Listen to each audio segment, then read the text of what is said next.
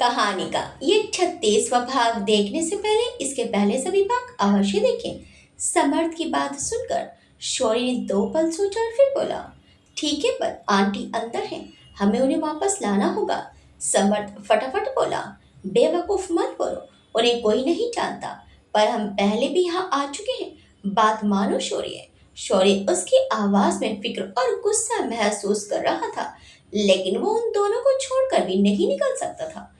शौर्य बोला, मैं उनको वापस लेकर आ रहा हूँ।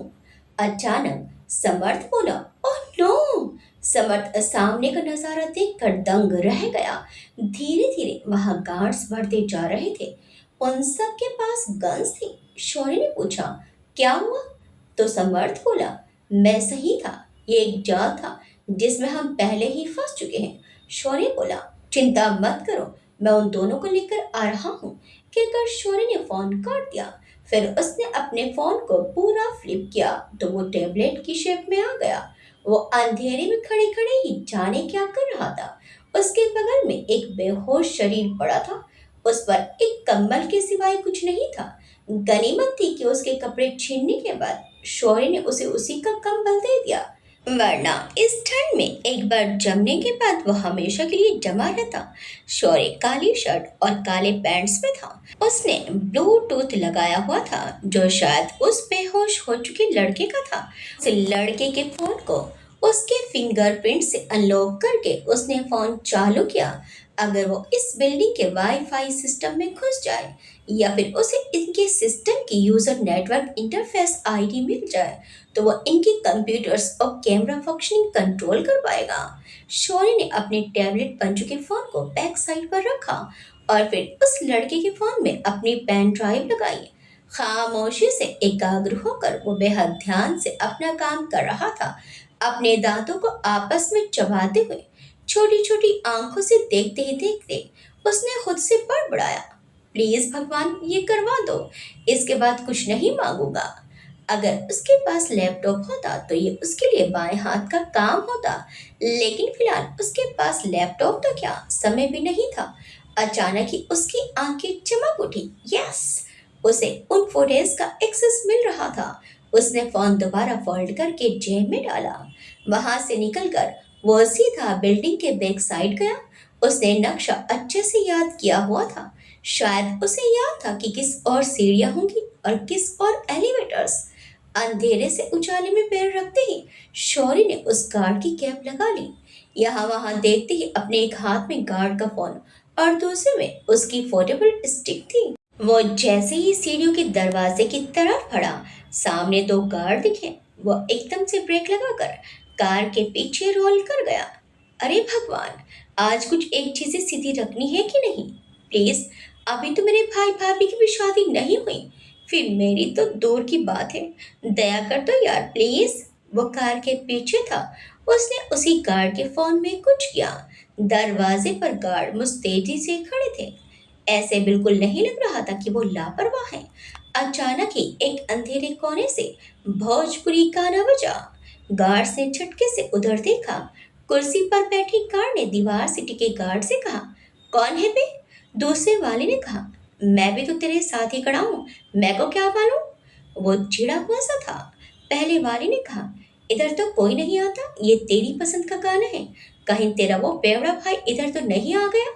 दूसरे वाला उसे घूरता हुआ उस आवाज की तरफ बढ़ गया। वो उस अंधेरे में चला गया। इतने में ही कुर्सी पर बैठे गार्ड के सिर पर जोरदार डंडा पड़ा। इसी के साथ उसका मुंह दबोचा जा चुका था। शौर्य अपने शरीर और कद का पूरा इस्तेमाल करते हुए उस गार्ड पर काबू पा चुका था। शौर्य उसका मुंह दबाए उसे अब भी फड़फड़ाता महसूस कर रहा था। कुर्सी पर झटपटाहट और साथ ही सर से बहता खून। तभी उस आदमी ने अचानक शौर्य के बाल खींच डाले। शौर्य ने अपनी चीख दबा ली और उसका मुंह इतनी जोर से पकड़ा कि सांस भी अंदर बाहर ना हो। एकदम से शौर्य ने पीछे से ही एक हाथ से उसका गला दबा दिया। आदमी का हाथ उसके बालों से हटकर गले पर आ गया और तभी वो कुर्सी से लुढ़क गया। अंधेरे की तरफ गया हुआ आदमी भागकर वापस आया। वहां कुर्सी जमीन पर थी और आदमी गायब था। शौर्य उस आदमी को खींचकर सीढ़ियों के नीचे ले गया था। दूसरा गार्ड इधर उधर मुंडी घुमाते हुए चीखने लगा, अबे ओ सुरेश, ओए साले कहाँ मर गया? सीढ़ियों के नीचे शौर्य पूरी ताकत से उस आदमी को जकड़े था। एक पैर से उसकी टांगे बांधे, एक हाथ से उसके हाथ और दूसरे से मुंह। इसी के साथ शौर्य ने उसका सिर दीवार में दे मारा। आदमी की आंखें घूम गई और वो जमीन पर ढह गया। दीवार पर सिर फूटने से आवाज हुई। आवाज सुनकर दूसरा आदमी भी दौड़कर अंदर आया। शौर्य सांस ले भी नहीं पाया था कि उस आदमी ने जोरदार लात उसकी छाती पर दे मारी। शौर्य की छोटी सी चीख निकली। उसने सिर उठाया तो गार्ड वॉकी टॉकी शुरू करने को था। बिजली की फुर्ती से शौर्य ने वहां रखा गमला उसके सिर पर फोड़ डाला और फिर एक मुक्का नाक और आंखों के बीच मारा। आदमी की आंखों के आगे अंधेरा छाया और वो वहीं ढेर हो गया। अपनी तेज सांसों को संभाले वो सीढ़ी चढ़ने लगा। तीसरे फ्लोर पर पहुंचकर रुका और फिर कुछ सोचकर उसने एक और माले की सीढ़ी चढ़ी, यानी वो छत पर पहुंच गया। छत देखकर लग रहा था कि वो प्लेग्राउंड हो। वहां पर बड़े बड़े कमरे जैसा कुछ तो बना हुआ था, लेकिन उससे शौर्य को क्या करना? शौर्य ने पूरी छत का मुआयना किया। अचानक ही उसे गोल घूमता हुआ पंखा दिखाई पड़ा। ऐसी डक्ट का बाहरी हिस्सा था वो। नहीं, उसे पावर हाउस ढूंढना चाहिए था, पर फिलहाल इसी से काम चलाना पड़ेगा। शौर्य वहां पड़ी कुछ चीज से कोने में लगा ताला तोड़ने लगा, पर वहां लगा पंखा हल्के से घूम रहा था। अगर उसने उस पंखे में उंगली डाली तो वो बिना उंगलियों के रह जाएगा। उसने खुद से ही कहा, इसमें सिर डालूंगा तो उसके बाद सिर्फ इस धड़ का क्या करूंगा? मम्मी मेरे लिए भी उपवास रखती है ना। ये कहते ही शौर्य ने वो स्टिक पंखड़ियों के बीच अटकाई। इसी के साथ प्लास्टिक की पंखड़ियां छोटे बड़े टुकड़ों में उसकी तरफ उछटने लगी। शौर्य तुरंत पीछे हटा। चेहरे पर गीलापन देखकर उसने हाथ लगाया तो खून निकल रहा था। उस पंखे की पंखड़ियां लगभग टूट ही चुकी थी। उसी के साइज का गोला था वो। उसके किनारे से चिपक कर उसने अंदर कदम रखा। कुछ अंदर जाते ही एक पाइप यानी एसिड डक्ट था। एसिड डक्ट एक प्रकार की नली या पाइपलाइन नेटवर्क होता है जो बड़े घरों, दफ्तरों और व्यावसायिक इमारतों में हवा के बेहतर वितरण में मदद करता है। ये एल्यूमिनियम का होता है। यहाँ भी ऐसा ही एल्यूमिनियम का चौड़ा चकोर मोटा पाइप नीचे की तरफ सीधा था। शौर्य वहां रुका। उसने फोन निकाला और उसमें ब्लूप्रिंट देखा। फिर उसने कैमरा सेटिंग देखे और जहां तक ये पाइप खुलती है उस एरिया के कमरे को पॉज कर दिया। सर्विलांस रूम में कुछ दो स्क्रीन की फुटेज जो कि तो रुक गई। हालांकि कोई अगर गौर से ना देखे तो फुटेज के चालू बंद होने का फर्क नहीं जान पाएगा, पर टाइमिंग के रुके हुए सेकंड पर किसी का ध्यान जाता तो वो जरूर समझ जाता। शौर्य दोनों हाथों से मुंह दबाए उस पाइप यानी डक्ट के नीचे कूदा। इसी बीच उसका सिर किसी चीज से ठुक गया और माथे से खून निकल आया। दर्द के मारे उसकी आंखें बंद हो गई। अचानक ही उसे गर्मी और बहुत ज्यादा जलन महसूस हो रही थी। ऐसी कि गर्म हवाओं से उसकी सांसों में भी तकलीफ हो रही थी।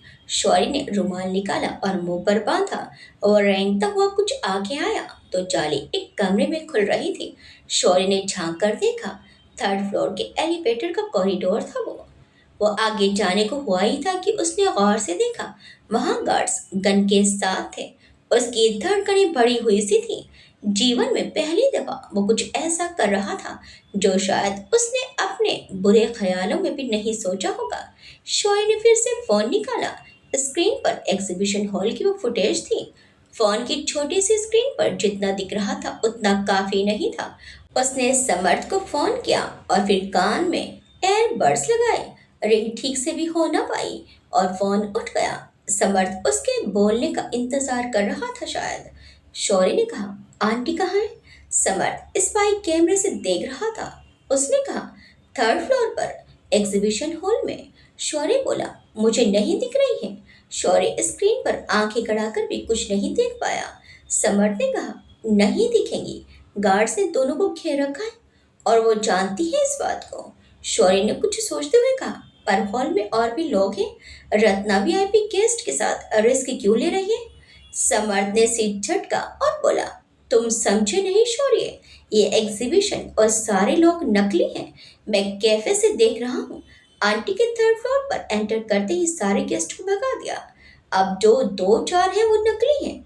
शौर्य चिढ़ उठा। उसने जोर से बाल रगड़े और फिर पूछा, कौन कौन है समर? रत्ना जयपुर में है, सर्वेश तो केरल में था। फिर ये सब कौन हैंडल कर रहा है? समर्थ बोला, मुझे क्या पता। एकदम से समर्थ कहते कहते ही रुका। उसकी आंखें हैरानी से बड़ी हो गई। उसने सामने देखते देखते बेसुध तरीके से कहा, सर्वेश, सर्वेश यहाँ क्या कर रहा है? अमर ने तो कहा था कि वो इनोसेंट है। शौर्य लगभग सदमे में चला गया। वो बोला, अच्छा भला प्लान था हमारा। पता नहीं ये रत्ना और सर्वेश क्यों कबाब में हड्डी बनना चाहते हैं। कहते कहते ही उसे जोरदार खांसी उठी। उसने तुरंत फोन बंद किया। शौर्य की सांस चढ़ रही थी। ऐसी डक्ट की रासायनिक हवा उसे तकलीफ दे रही थी। उसने कुछ दूर तक रेंगा और फिर अचानक ही उसे कुछ ध्यान आया। उसने फिर से अपना फोन निकाला तो सर्विलांस रूम था वहां। ऐसे टक तो खुलती थी उस कमरे में, मगर वहां तीन गार्ड्स थे। वो नहीं जानता था कि वो तीनों को एक साथ संभाल सकता है या नहीं, पर नीचे उससे एक तक ना समझा था। शौर्य रेंग कर खिड़की की जाली पर आया। जाली लॉक थी। उसने जोर से सांस भरी और बोला, जय श्री राम। बोलकर उसने पूरी ताकत से जाली पर लात मारी। प्लास्टिक की जाली एक ही बार में बाहर जाकर गिरी। गार्ड्स हड़बड़ा कर उठे। तभी तक शौर्य नीचे कूदा और तुरंत रोल कर गया। तीनों के तीनों गार्ड्स एक साथ चीखे और शौर्य की तरफ लपके। उसने फुर्ती से तांबे की छोटी सी मूर्ति उठाई और एक गार्ड में लात मारकर दूसरे के सिर पर मूर्ति मारी। पहले गार्ड तीर से पर गिरा और दूसरा वाला सिर पकड़कर चीख पड़ा। शौर्य ने लगातार 3-4 बार उसके सिर पर मूर्ति मारी और तीसरे गार्ड का वार रोकते हुए उसे उसका हाथ बगल में दबोचकर उसे शीशे की टेबल से भिड़ा दिया। सामान सरकने के साथ ही टेबल छन की आवाज के साथ ही बिखर चुका था। दोनों गार्ड्स बेहोश हो चुके थे। तभी बुरी तरह से शौर्य चीखा। उसके कान के ठीक नीचे तेज धारदार वार हुआ। असल में दूसरे गार्ड ने टेबल का टुकड़ा मारने की कोशिश की। शौर्य का हाथ खुद ब खुद गर्दन पर गया। खून उसकी उंगलियों के बीच से बड़ी तेजी से बह रहा था। शौर्य बोला, अब तो तुझे मरना होगा। अब भी टुकड़ा गार्ड के हाथ में था। उसने शौर्य को घूरा और गुस्से से बोला, साले तू बचकर नहीं जाएगा। शौर्य ने अचानक ही वो मूर्ति गार्ड पर फेंकी। जैसे ही गार्ड उससे बचने के लिए हटा, शौर्य ने घुमाकर एक लात उसके मुंह पर मारी। आदमी का जबड़ा हिल गया और खून निकल आया। वो कुछ करता उससे पहले ही शौर्य ने 2-4 मुक्के उसके चेहरे पर मारे और फिर आखिरी बार उसने खींचकर एक मुक्का थोड़ी से नीचे गले पर मारा। आदमी वहीं के वहीं चित्त हो गया। उसके गिरते ही शौर्य बुरी तरह से लड़खड़ा गया। उसकी गर्दन का वार काफी ज्यादा गहरा था। अगर और गहरा होता तो वो स्वर्ग पहुंच जाता। उसकी आंखें लाल हो गई थी। उसने मन में ही कहा, भाई साहब कहाँ हैं आप? वो अपने दोनों भाइयों जेक और अयान को याद कर रहा था। वो वहाँ ड्रॉर्स में कुछ ढूंढने लगा। फिर उसे फर्स्ट एड बॉक्स दिखाई दिया। उसने अपनी गर्दन पर पता नहीं क्या लगाया, पर खुद को संभाले वो एक कुर्सी पर बैठ गया। इधर सर्वेश जी हॉल में थे। उनके ठीक सामने खड़ी थी शुभांगी जी और उर्वशी। बेशक वो घबराई हुई थी, फिर भी शुभांगी जी की आंखें डर भय बयान नहीं कर रही थी। शौर्य ने वहां रखा हेडफोन को सिर्फ एक कान पर रखा और आवाज ऊंची कर दी। हॉल में शुभांगी जी और उर्वशी एक एक कुर्सी पर बैठी थी, वो भी एक दूसरे से 5 फुट दूर। दोनों की ही सिर पर गन्स रखी हुई थी। वहां 5-6 गार्ड्स गन से लैस थे। दोनों के ठीक सामने पैर पर पैर रखकर बैठे सर्वेश जी मुस्कुरा रहे थे। कुछ पूछा हमने? शायद वो अपने जवाब का इंतजार कर रहे थे, लेकिन शुभांगी जी को इससे कोई फर्क नहीं पड़ा। शुभांगी जी ने चिढ़ते हुए कहा, पूछा है तो क्या करूं? मैं भी बोल रही हूँ बच्ची को जाने दो। तुम मान रहे हो क्या मेरी? ये सुनकर शौर्य इस परिस्थिति में भी मुस्कुराए बिना ना रह सका। शुभांगी जी की बात सुनकर सर्वेश की मुस्कुराहट चली गई। उन्होंने उन्हें घूर कर कहा, भाभी हम मजाक नहीं कर रहे हैं, हम इस लड़की को मार देंगे। ये कहकर उन्होंने उर्वशी के सिर पर गन रख के आदमी को देखा। तो उसने ट्रिगर पर उंगली का दबाव बढ़ाया। उर्वशी काम कर रह गई। शुभांगी जी ने उर्वशी को देखा। वो उसे आंखों से ही हिम्मत दे रही थी। फिर उन्होंने कहा, सर्वेश। उनका लहजा बिल्कुल शांत था। भूल रहे हो क्या तुम? अंबर भाई साहब से पहले हमारी बेटी है। मुझ पर गन रख कर तुमने अंबर के लिए ट्रिगर दबाना आसान कर दिया है। ये तो अच्छी तरह से जानते हो तुम। और प्लीज ना मत कहना। ये सुनते ही सर्वेश जी की आंखें गुस्से से भर उठी। उन्होंने हल्के से ऊंची आवाज में कहा, आपको ना गलत फहमी हो रही है भाभी। ना आप यहाँ से जिंदा जाएंगी और ना अंबर वहां से जिंदा यहाँ आ पाएगी। अब अपना ये मेल मिलाप सीधा परलोक में ही करना। डेमो देखेंगी। बोलते ही उन्होंने आदमी से गन छीनी और दूर से ही उर्वशी पर तान दी। शुभांगी जी ने गरजते हुए कहा, उसे कुछ करने की गलती मत करना सर्वेश। सर्वेश जी उन्हें नजरअंदाज करते हुए आगे बढ़े। फिर वो रुक गए और बोले, एक बार फोन आ जाए फिर आपको ठिकाने लगाएंगे। शौर्य जो उस कमरे में बैठा उनकी सारी बातें सुन रहा था, वो एकदम से बोला, शिट, मतलब सर्वेश का फोन नहीं आना चाहिए। उसने तुरंत वहां के कंप्यूटर से अपना मोबाइल कनेक्ट किया। शौर्य के हैकिंग सॉफ्टवेयर्स कंप्यूटर पर वर्क कर रहे थे। वो अपनी आंखें जोर से बंद करके सोच रहा था कि वो क्या कर सकता है। उसे एक जैमर चाहिए, पर यहाँ कहाँ मिलेगा? नहीं, उसे नेटवर्क रोकना पड़ेगा। यस। अचानक ही उसे कुछ सूझा और फिर उसकी उंगलियां कीबोर्ड पर हवा से चलने लगी। कुछ पलों के लिए वो भूल गया था कि उसकी गर्दन पर जख्म है। कुछ 5 मिनट ही लगे होंगे कि शौर्य के होंठों पर तेजी सी मुस्कुराहट आई। उसने एंटर प्रेस किया और फिर कहा, नेटवर्क ना सही, कॉल्स को ही डिलीट कर देता हूँ। वो कहते हैं ना, the number you have dialled is currently out of reach. फिर शौर्य ने वहां रखे कुछ पेन अपनी जेब में रखे और दरवाजे पर आया। कॉरिडोर साफ था और उसने कुछ 2-3 कॉरिडोर पार करने थे। चौकन्ना होकर वो बिना आवाज के कॉरिडोर में कोने तक दौड़ गया। इसी के साथ वो दीवार से चिपक गया। झांक कर देखा तो कोई नहीं था। उसने फिर से कोने तक दौड़ लगा दी। फिर झांका तो दरवाजे पर ही 4 गार्ड्स खड़े थे। तभी उसे अपने पीछे किसी का आभास हुआ। बिजली की फुर्ती से उसने पेन निकाला और घुमा तो उसके पीछे समर था। समर ने तुरंत उसका हाथ पकड़ लिया। उसे देखकर शौर्य चौंक उठा। वो बोला, अरे तुम्हें आने का किसने बोला? समर्थ ने धीमी आवाज में कहा, अगर यहाँ से तुम जिंदा नहीं गए तो फिर ससुराल में तुम्हारी भाभी की साइड कौन लेगा? इसलिए बचाने आया हूँ। उसकी बात सुनकर शौर्य मुस्कुराया और बोला, अब आ ही गए हो तो बताओ अंदर कैसे जाएंगे? पुलिस वुलिस को कॉल तो नहीं कर दिया? समर्थ ने उसका चेहरा ध्यान से देखकर कहा, मैंने कहा तो था डेढ़ से। एक भरोसेमंद ऑफिसर उनकी नजर में था तो सही, पर पता नहीं कब तक आएगा। शौर्य ने हैरत से देखा और बोला, अरे यार, पुलिस नहीं बुलानी थी।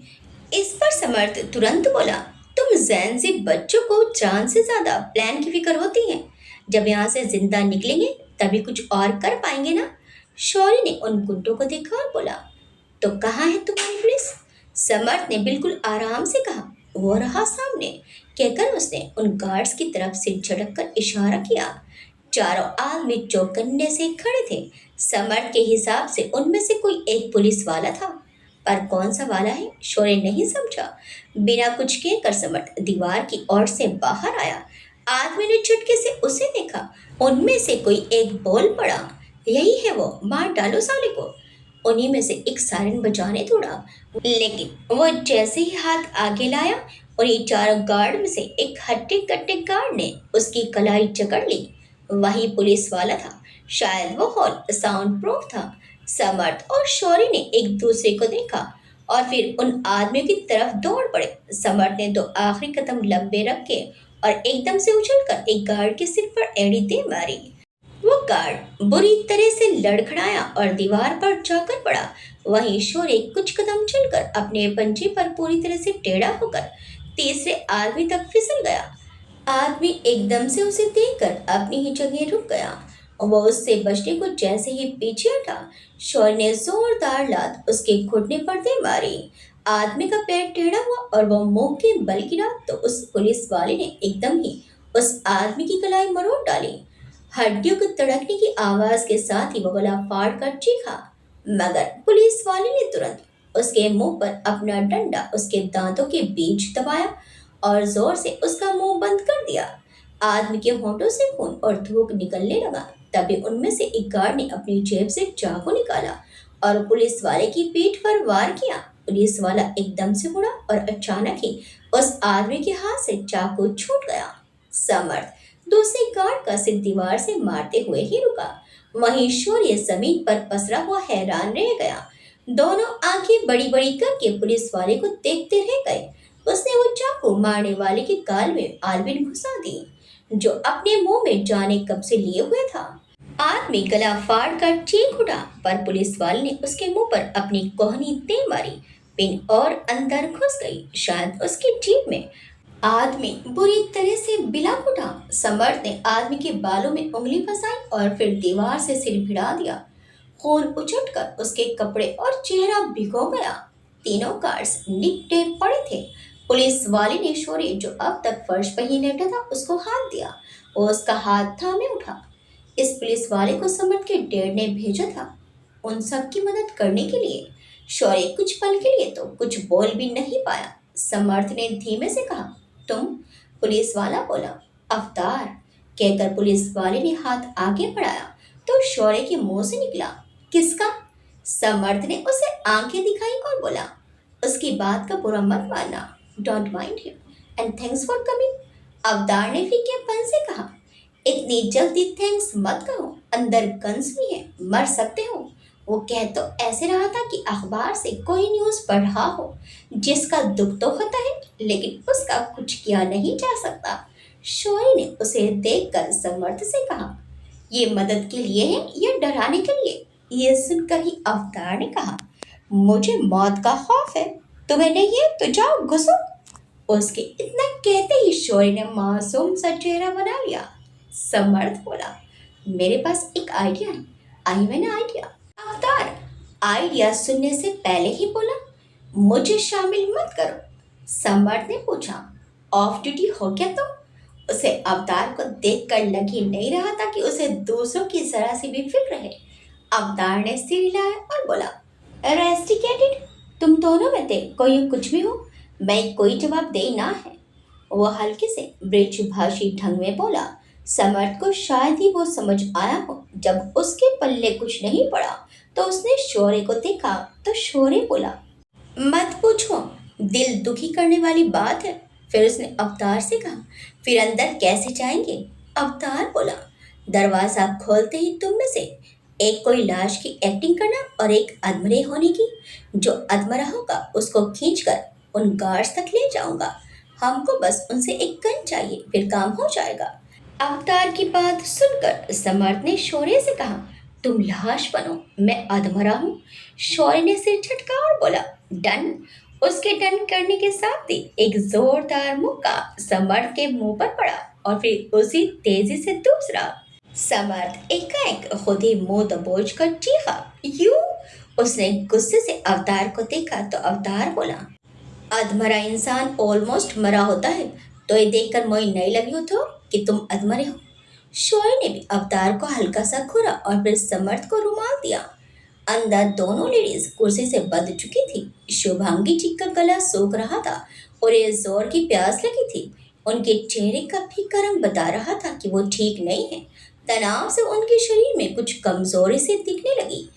1 घंटे से ऐसे ही बंधे होने के बाद भी उन्होंने सर्वेश जी को घूरना नहीं छोड़ा। उन्हें पानी चाहिए था, लेकिन चाहे जो हो वो सर्वेश जी तो पानी नहीं ही लेंगे।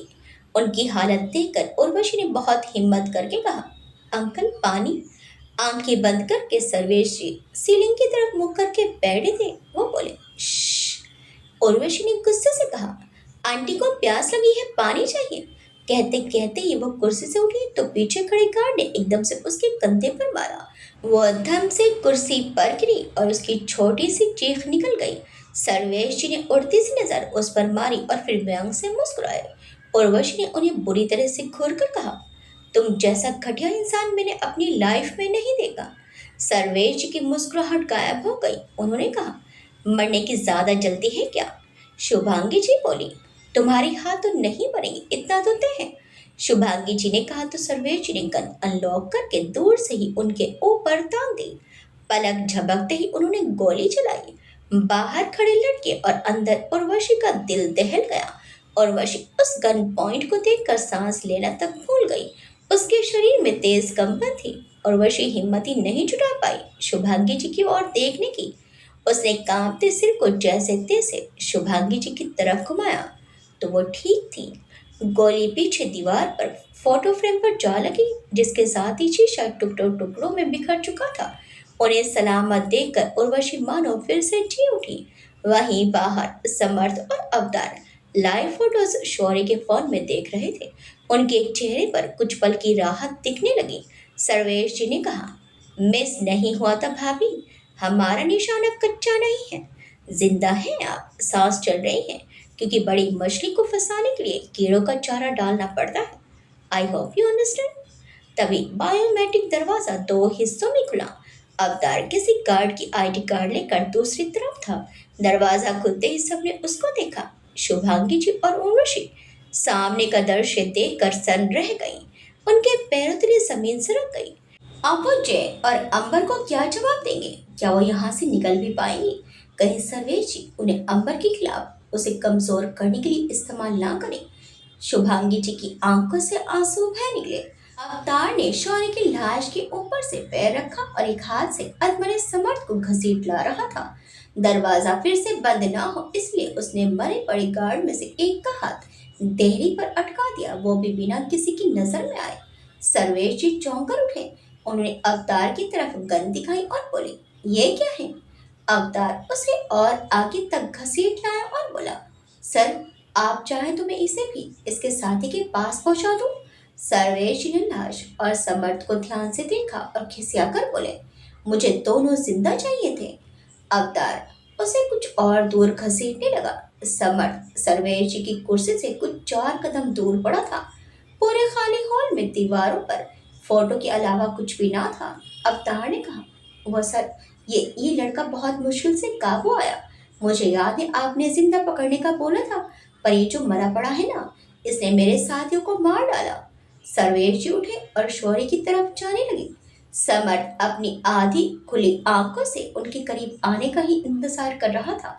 उनके 4 कदमों का फासला, बस 1 कदम, 2 कदम, 3 कदम। एकदम से शुभांगी जी गरज उठी, उससे दूर रहो सर्वेश, उसे हाथ भी मत लगाना।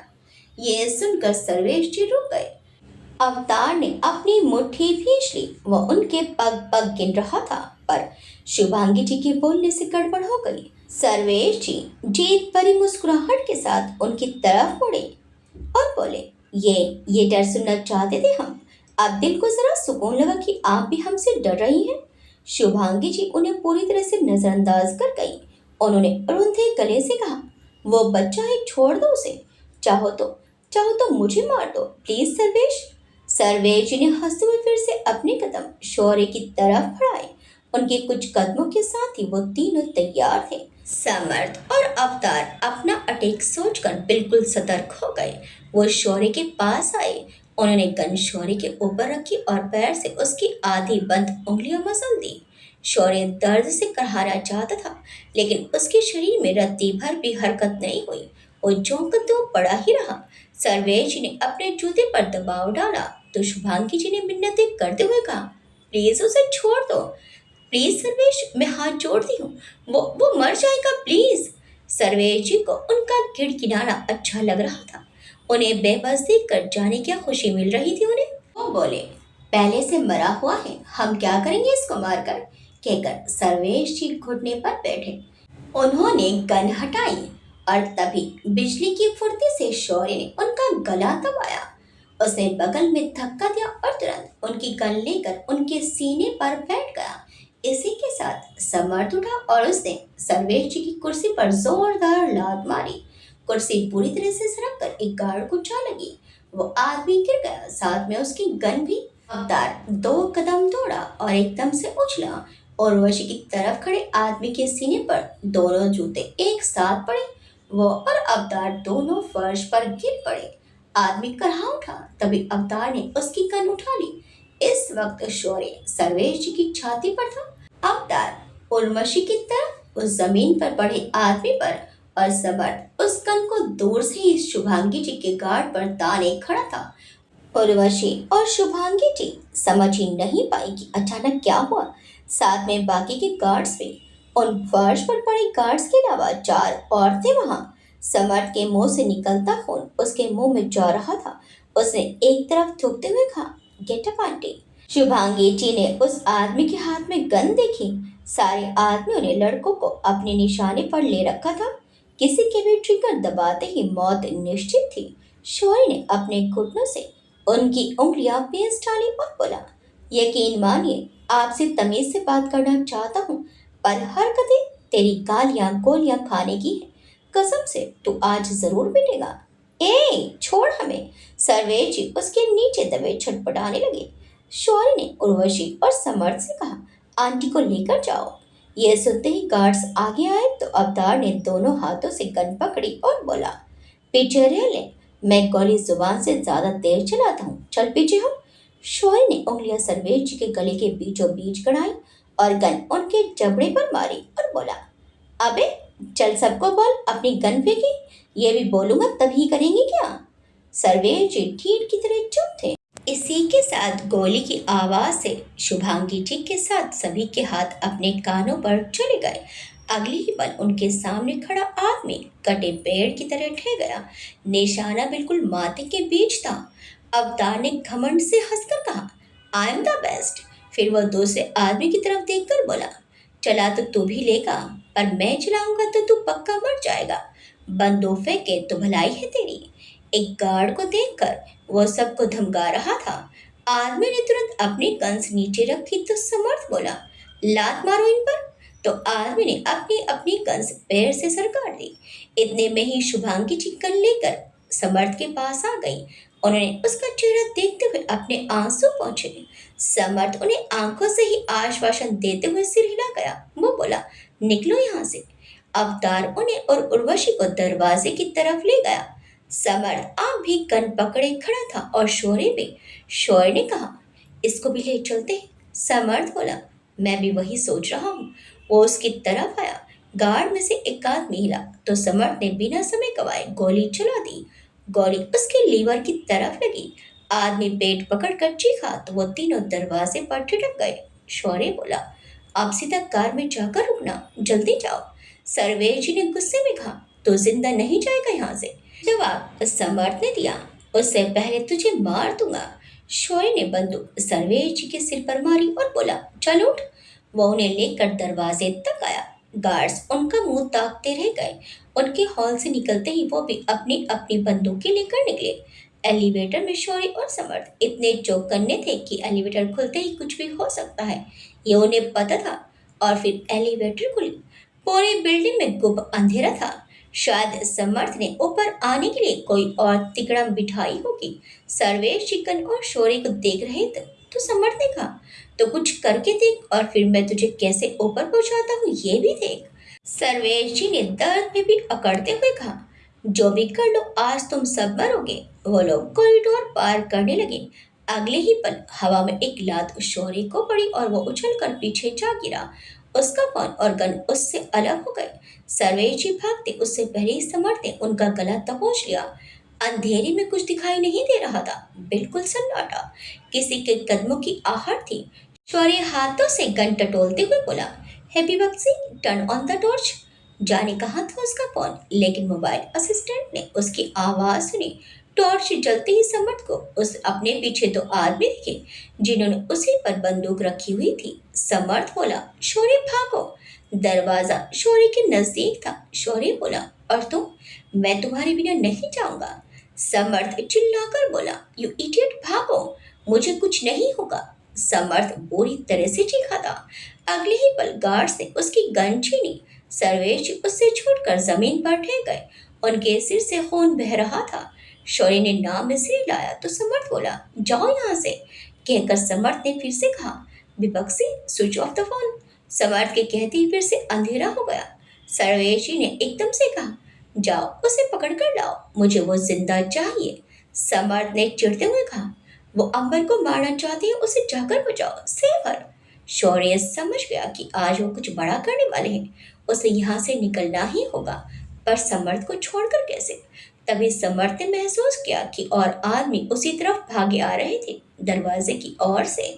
समर्थ ने एकदम अंधेरा का फायदा उठाया और उनसे छूटकर सीढ़ियों की तरफ भागा। सर्वेश भी उस पर झपटे और वो आदमी भी। सबका ध्यान समर्थ पर बढ़ा। तब तक शौर्य ने बाहर दौड़ लगा दी। वो आदमी एकदम से उसके सामने आ गए। शौर्य ने उनकी तरह ही वर्दी पहनी थी। उसने गुस्से में कहा, कहाँ मर गए थे सबके सब? चलो, वो भाग रहा है। आदमी को अंधेरे में कुछ दिखाई नहीं पड़ रहा था, लेकिन उनके टॉर्च के उजालों में उसकी वर्दी साफ थी। आदमी उसके आदेश से एक तरफ दौड़े। कुछ कदम उनके साथ रखकर वो पीछे रह गया और फिर बाहर निकला। उसकी आंखों में आंसू झिलमिला रहे थे। शायद मन में खुद को कोसता हुआ वो भाग भी नहीं पाया। उसके पैर बाहर की तरफ नहीं उठ रहे थे। उसे शुभांगी जी की कार दिखी। वो मुट्ठी बांधते हुए आंखें पोंछकर दौड़ पड़ा।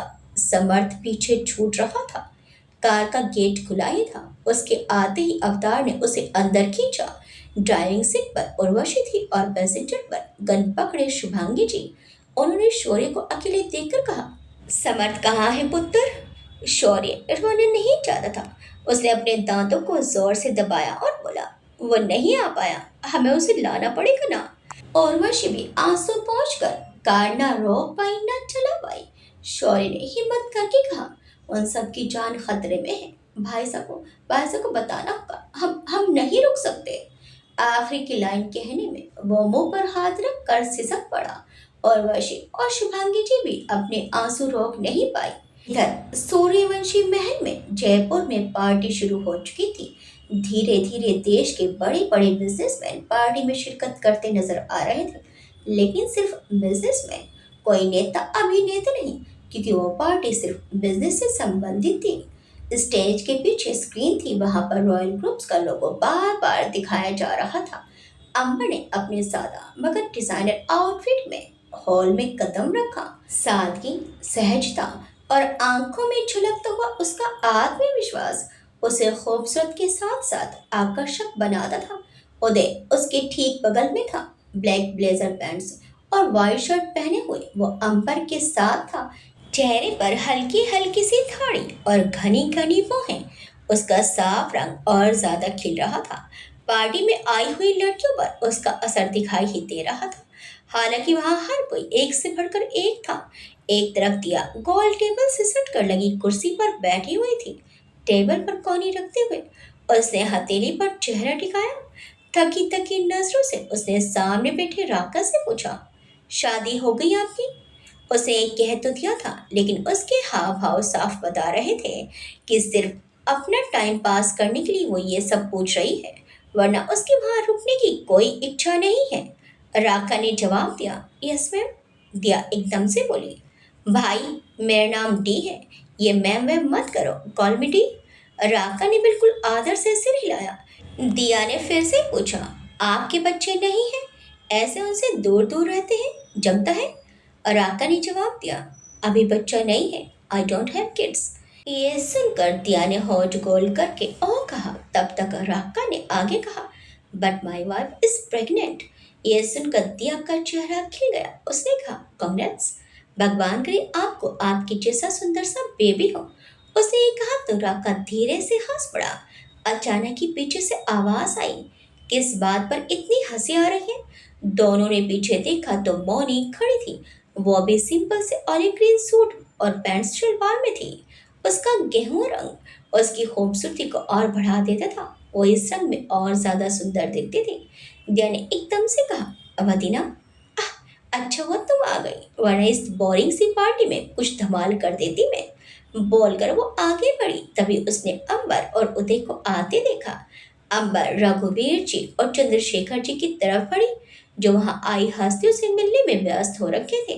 अंबर ने एक नजर पूरे हॉल पर डाली। रत्ना जी कहीं नहीं थी। उसने उदय से हल्के से कहा, वो कहाँ है?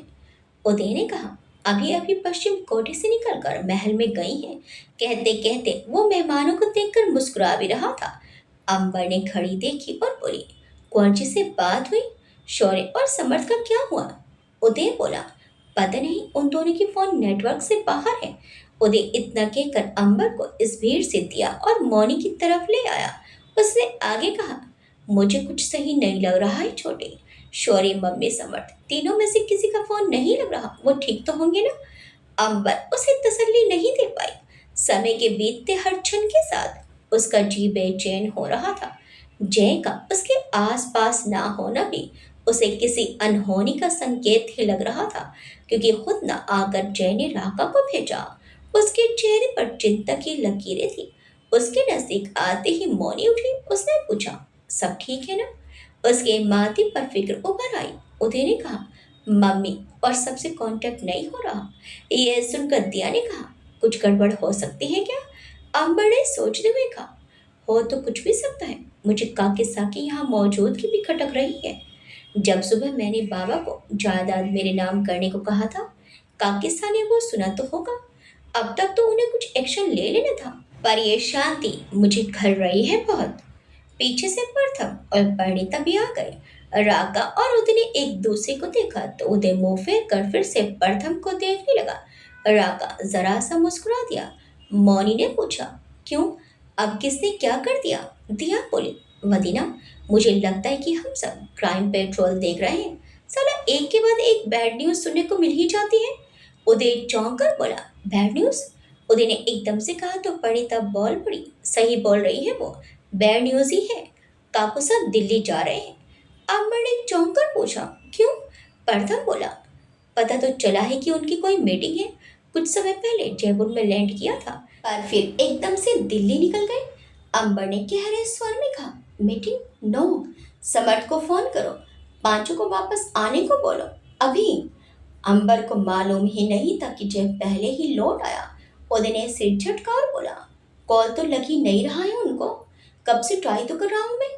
अंबर ने दिया को देखा और बोली, तुम कुछ कर सकती हो? दिया ने सिर झटका और बोली, इतनी दूर से तो कोई कुछ नहीं कर सकता। अचानक से तालियों की गड़गड़ाहट में उन सब की आवाज दब गई। प्रथम, अंबर और बाकी सबने देखा तो स्टेज जैसा कुछ तो बना था। उस पर अभिमन्यु सबका वेलकम करने के लिए रघुवीर जी को आभार व्यक्त स्पीच के लिए बुला रहा था। अंबर ने प्रथम और उदय से कहा, कुछ भी करो, मुझे शौर्य, समर्थ, उर्वशी, कुंवर जी और आंटी जयपुर में चाहिए, जाओ। वो ऑर्डर दे रही थी। प्रथम बोला, लेकिन हम जाएंगे तो तुम्हारे पास कौन रहेगा? अंबर ने राका को देखा और बोली, राका है यहाँ पर। फिर उसने दिया को देखा तो वो एकदम से बोली, ओके, मैं देखती हूँ कि मैं क्या कर सकती हूँ। अंबर और मौनी स्टेज की तरफ चले गए। उसके एक तरफ राका साथ साथ चल रहा था। अभिमन्यु और गायत्री जी को देखते हुए मौनी ने पूरे हॉल में नजरें घुमा ली और बोली, रत्ना कहाँ है? वह शायद अंबर से नहीं राका से कह रही थी। राका ने कहा, वो महल में थी। अंबर बोली, नहीं, वहां देखो, वो आ रही है। अंबर दरवाजे से आती रत्ना जी को देख चुकी थी। वही मासूम चेहरा और सादगी। उन्हें देखकर अंबर की उंगलियां अपने मोबाइल पर कस गई। मौनी ने गुस्से से उन्हें घूरा और बोली, ये इसे उठा ले क्या? अंबर उसके रुकते ही बोली, किसी को कुछ हुआ ना तो आज इनका आखिरी दिन होगा। मौनी ने झटके से अंबर को देखा। तब तक कुछ जानी मानी प्रेस वाले वहां आए और सारे बिजनेसमैन के फोटोज लेना शुरू कर दिए। अंबर और मौनी के भी, पर राका एकदम से उनके आगे आ गया। रघुवीर जी चंद्रशेखर जी के साथ स्टेज पर थे। उनके हाथ में माइक था। रघुवीर जी बोले, आप सबका तहे दिल से आभार।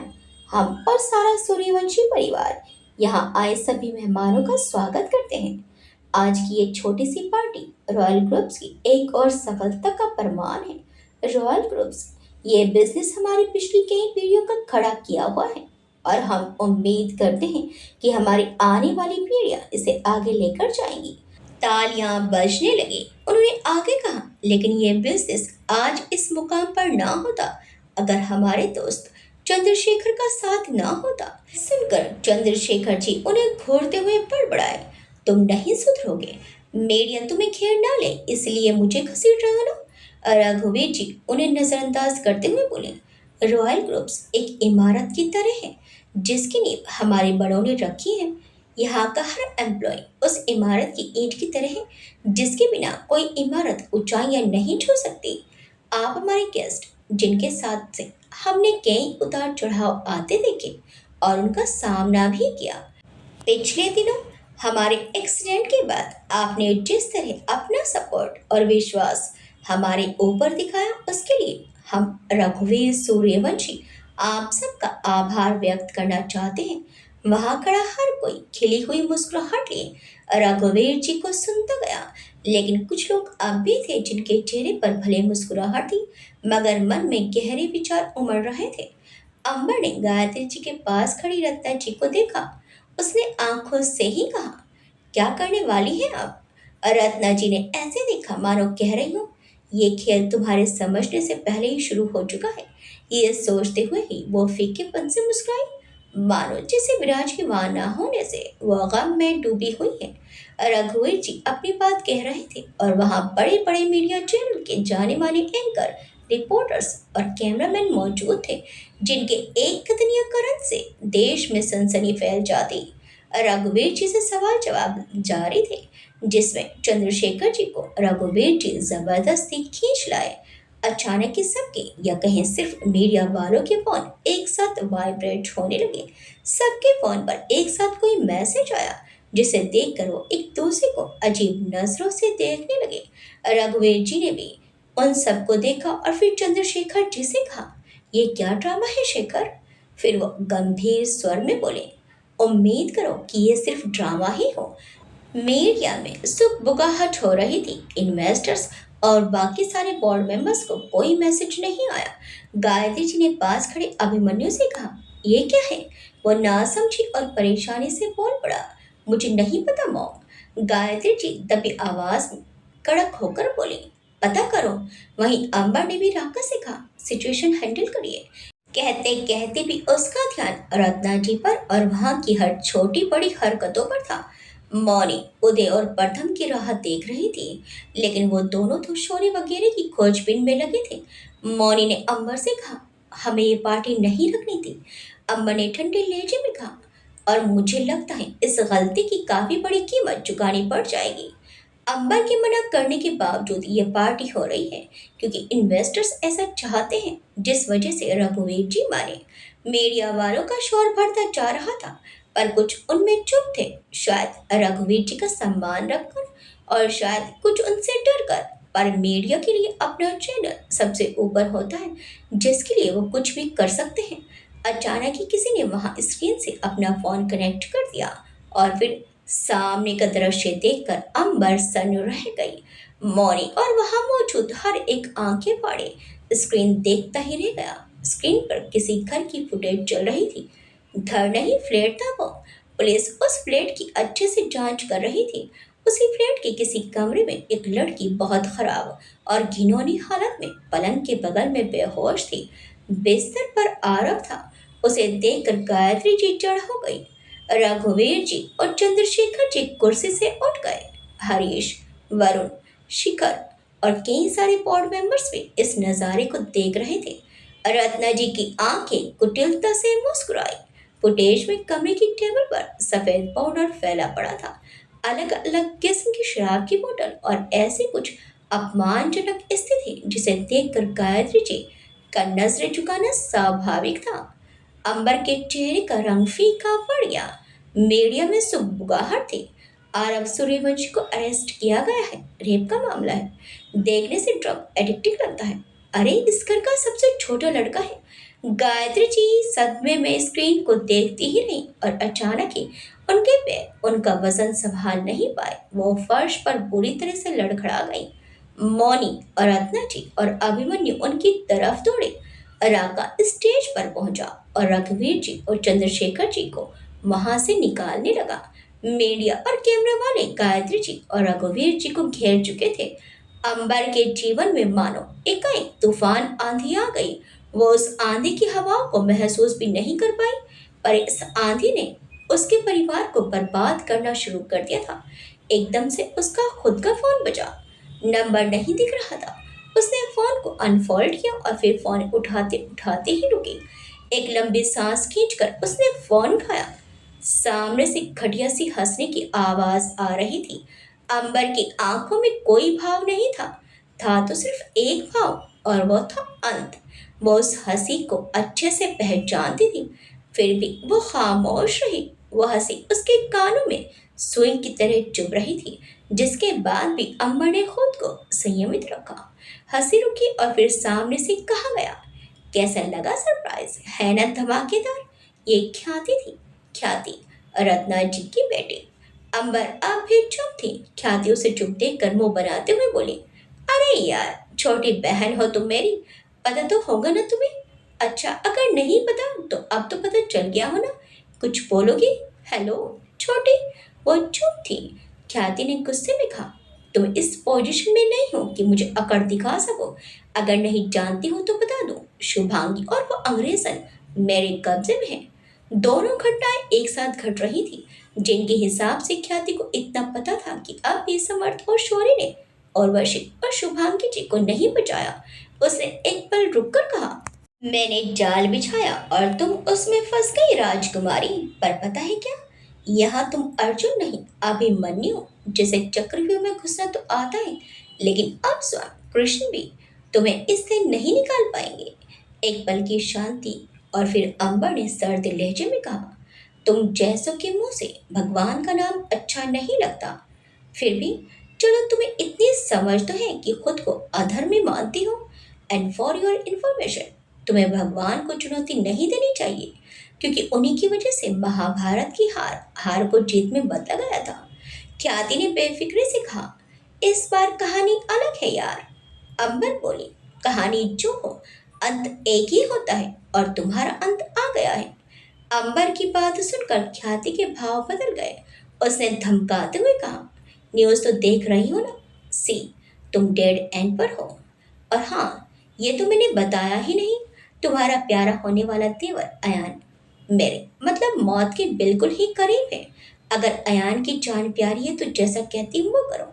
अंबर बिना किसी भाव के मुस्कुराई और बोली, तुमसे कोई खास उम्मीद भी नहीं थी। पेट पर वार करना तुम्हारे खून में ही है। फिर भी अगर तुम्हें लगता है कि मेरी कमजोरी है, तो बिल्कुल सही हो तुम। दे आर माई वीकनेस, और ये कमजोरी तुम्हारी मौत की वजह बन सकती है। ख्याति ने भी गहरे स्वर में कहा, "हम्म, तुम्हें मुझसे बेहतर कौन जानता होगा। तुम अकेले आओगी तो अच्छा होगा। अगर उस चे को लाना चाहती हो तो मर्जी तुम्हारी, मैं उसे भी मार नो, इतने हसीन शख्स को कोई कैसे मार सकता है। ठीक है, अगर वो यहाँ आता है तो सोचूंगी उसके साथ क्या करूं। फिलहाल तो इस एड्रेस पर पधारो, वरना इसके शरीर से सारा खून मेरे फर्श को रंगीन कर रहा होगा। कहकर उसने फोन काट दिया। किसी आलीशान से कमरे या हॉल में ऊंचे से सोफे पर वो महाराज की तरह ही विराजी थी। सामने अयान पड़ा था, उसके पैरों पर रस्सी कसी थी और हाथ पीछे को बंधे थे। उसकी आसमानी होड़ी खून से सनी हुई थी। अगर उसके कुछ हिस्से आसमानी दिखाई ना देते तो ये भी कहना मुश्किल होता कि वो कमीज लाल नहीं है। अयान की आंखें जरा जरा खुली दिखाई दे रही थी, लेकिन उसका दिमाग सुन्न पड़ चुका था। जाने इतना खून किस जख्म से निकला था, क्योंकि उसके शरीर पर घाव दिखाई नहीं दिए। उसके बाल ऐसे गीले थे मानो सिर पानी में डूब कर निकाला हो। पर वो पानी या पसीना नहीं, खून था। उसके सिर पर बुरी तरह से घाव दिया गया था। उसने अपनी आंखें खोलने की कोशिश की तो बहुत धुंधला उसे दिखाई दे रहा था। ख्याति के हाथ में लेटेस्ट गन थी। आसपास कोई दिखाई नहीं दिया। अयान शरीर हिला भी नहीं पा रहा था। खुद एक स्पेशलिस्ट होने के बावजूद आज उसे डॉक्टर की सख्त जरूरत थी। उसकी धीमी पड़ती सांसें और धड़कनें कभी भी रुक सकती थी। उसने अपने मन में ही कहा, भाभी मत आना, प्लीज डोंट कम। ख्याति उठकर उसके पास आई। जोकर को घुटने से सरकाकर वो फर्श पर झुकी। उसने अपनी जेब से एक चाकू निकाला और बोली, वैसे तो मैं मुर्दों का शिकार नहीं करती, और वो भी तब जब वो इतना हैंडसम और मासूम हो। पर मेरे उसूल मेरी नफरत से थोड़े ज्यादा है। कहकर उसने चाकू की धार अयान के चेहरे पर रखी। उसकी वो कुटिल नजरें और खतरनाक मुस्कुराहट अयान को शायद ठीक से सुनाई भी ना पड़ा। अचानक ही वो बुरी तरह से चीखा, आह। ख्याति ने चाकू आहिस्ता से उसके गाल पर रखकर पूरी तेजी से खींच दिया। ख्याति खून की तेज धारा देखकर छोटा सा हंस पड़ी और बोली, पता है, मुझे लाल रंग से बहुत नफरत है, पर फिर भी तुम लोगों का खून देखने के लिए इतनी डिस्पैरेट हो ना, बता नहीं सकती। अयान ने उसे गुस्से से देखा और मन में ही कहा, आई होप भाई साहब आप मेरा क्लू देख पाए प्लीज। आगे क्या होगा? क्या अंबर अकेले ही ख्याति की बताई हुई जगह पर पहुंच जाएगी? क्या अंबर अयान को बचा पाएगी? क्या समर्थ सर्वेश जी के चुंगल से बच पाएगा? या जे अंबर तक पहुंच पाएगा? क्या महल से जाते जाते रत्ना जी महल में ब्लास्ट करके जाएंगी? क्या महल में मौजूद सब लोग बच पाएंगे? देखिए इस कहानी के अगले भाग में। आपको ये कहानी कैसी लगी हमें कमेंट्स करके जरूर बताइएगा। वीडियो अच्छी लगी तो वीडियो को लाइक शेयर सब्सक्राइब करना मत भूलिएगा। मिलते हैं इस कहानी के अगले भाग में। Till then bye bye.